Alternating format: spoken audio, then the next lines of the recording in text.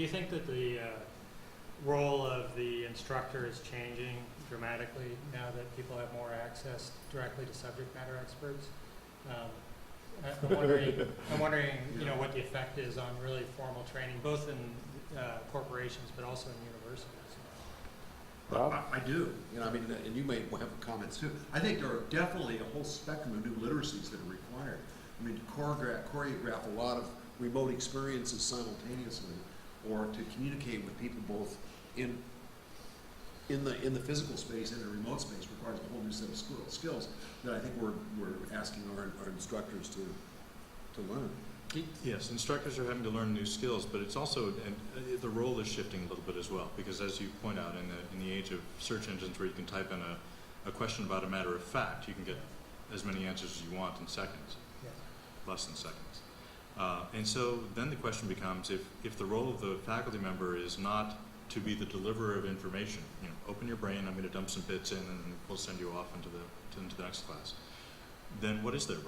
Right. And part of the role there is modeling what is it to be a professional engaging with this subject matter.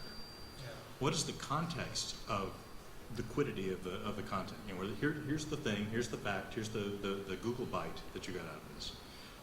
How does that fit into the bigger scheme of things? How should you feel about this? How does it relate to the history of the field?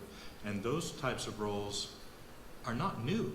But the balance between that kind of role being played versus the role of, let me tell you what happens when you have this chemical reaction, that balance is shifting, and interestingly so. You know what struck me on the previous panel was the comment of becoming curators of information. Mm-hmm. And it seems that that's becoming, I mean, I know in the corporate world we're seeing that, where the instructors within Cisco are becoming curators of information, because they're not the people developing the products.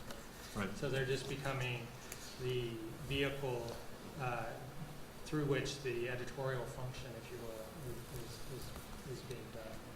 And that's important because, you know, with the growth of information, there's too much information. And so that it's not to lessen the importance of that role at all.